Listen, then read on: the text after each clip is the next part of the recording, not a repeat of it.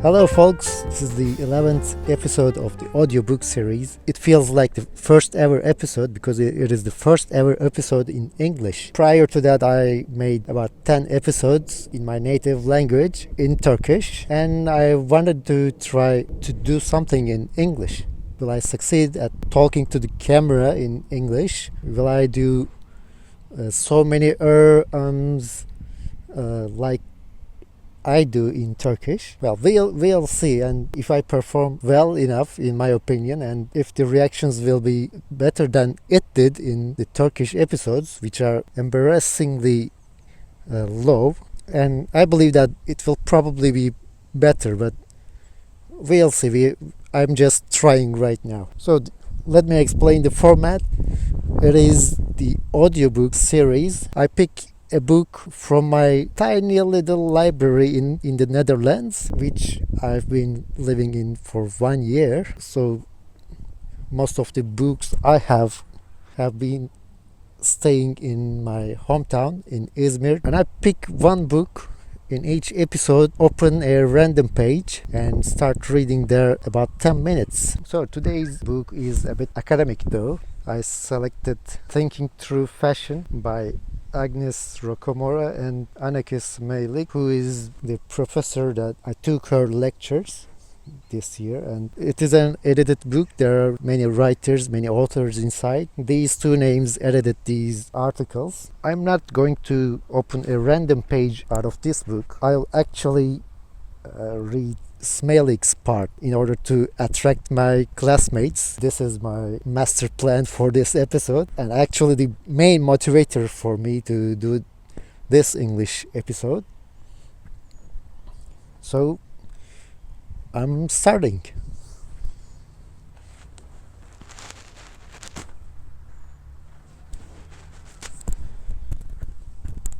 In the meantime, don't take yourselves from watching this clear Dutch blue sky, which is very rare this year, this summer. I really missed this shiny weather. Alright, let's go to the page. Let me check the timestamp. Oh, I've been talking for almost 8 minutes. You'll feel shorter though I edit these parts. Okay. It is a part about Gilles Deleuze, Bodies Without Organs in the Folds of Fashion. That is the title of the article. Imagine a philosopher who writes about the warp and woof of fabric, about the entanglement of fibers in felt, the variables and constants of embroidery, or the infinite successive additions of fabric in patchwork. Gilles Deleuze was such a philosopher. His musings on textiles can be found in the chapter The Smooth and the Striated in the famous book A Thousand Plateaus that he co-wrote with Felix Guattari. The example of the warp and woof of fabric shows both the richness and the quirkiness of Deleuze's thought. In A Thousand Plateaus, fabric, but also music or mathematics serve as ways of thinking about something that at first sight seems rather unrelated. In this case, the organization of space. Deleuze and Guattari take the warp and the weft of woven fabric as a model of striated, delineated space, and the rolling or falling of fibers in felt as a model for smooth space. Knitting, crochet, embroidery, and patchwork are all interlacings between the striated and the smooth. From fabrics and textiles, Deleuze and Guattari move via capitalism and art to a revolutionary call for change, associatively throwing around ideas in a chapter without a clear beginning, middle, or end, in a book with Plato's rather than a linear structure.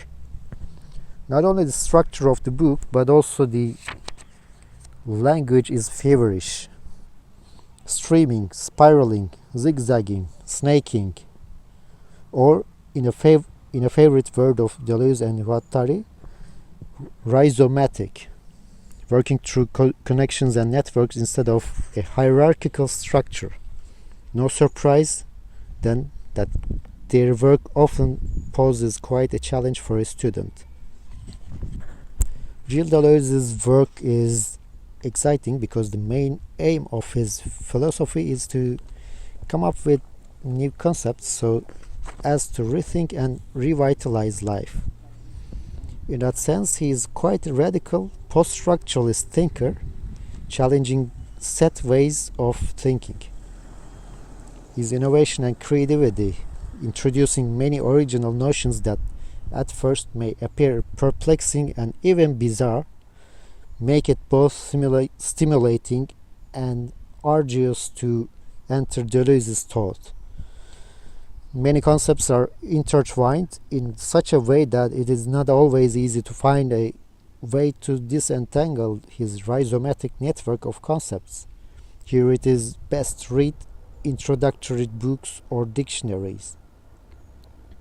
Although Deleuze's concepts have hardly been applied to fashion yet, in my view, they can be highly illuminating for the study of fashion. In this chapter, I hope to show how certain concepts, becoming the body without organs and the fold, how these concepts give new insights on contemporary fashion. Like other philosophers discussed in this book, Gilles Deleuze's work is rich and prolific, but also dense and difficult.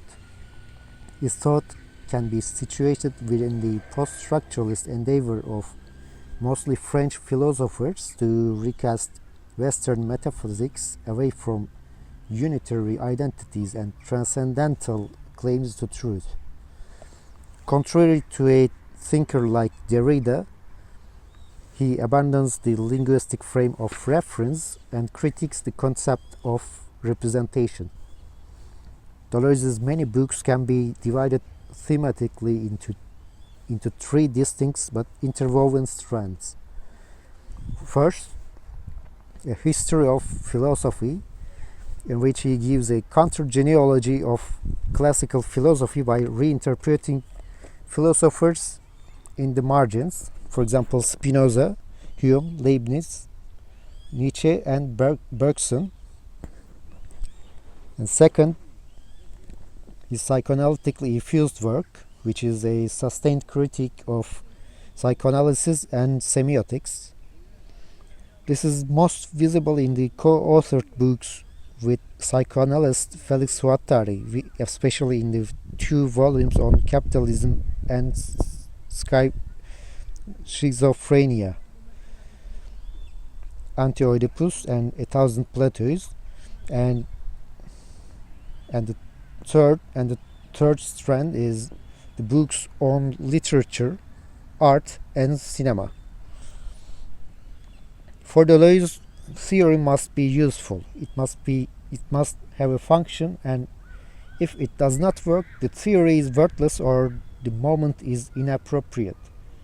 As he said in his conversation with historian Michel Foucault, I therefore advocate a pragmatic approach, in that I am primarily interested in understanding fashion and not in philosophy or theory for its own sake.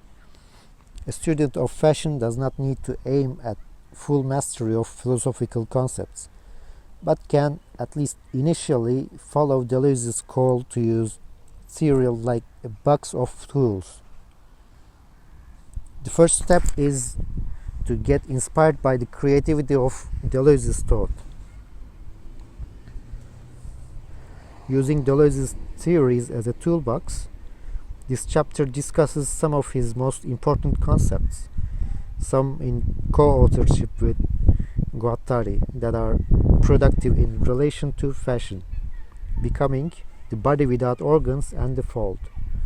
Of course, many other concepts are equally relevant or fruitful, but within the restricted space of an introductory chapter, I have chosen these to illustrate how Deleuzean concepts can help grasp contemporary fashion.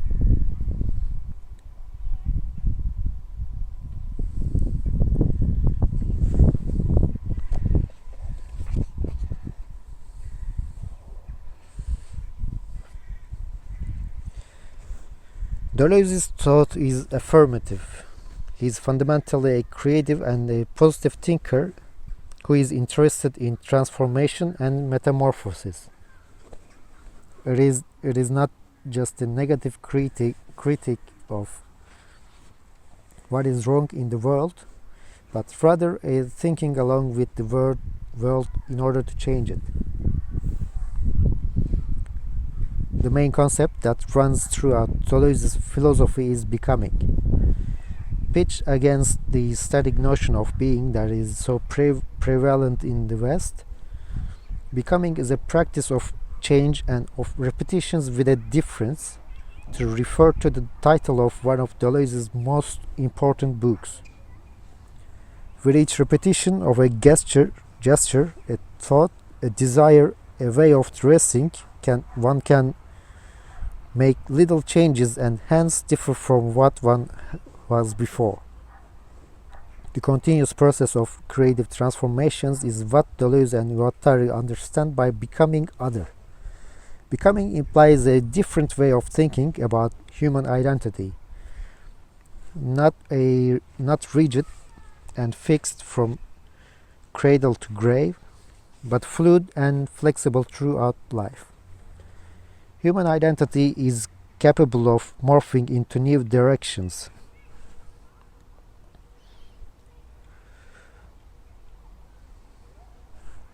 Participating in movement, crossing a threshold, finding a line of flight, or jumping to the next plateau. Becoming is about creating alliances or encounters not only with others living beings, but also with art, fashion, or popular culture. By focusing on the process of becoming, Deleuze is more interested in the affects, forces, and intensifies of life than in meanings and significations. For him, the central question of art, for example, is not what it means, but what it does. How does it affect you or me? What kind of encounter happens between the work of art and you or me? What possibilities does it open?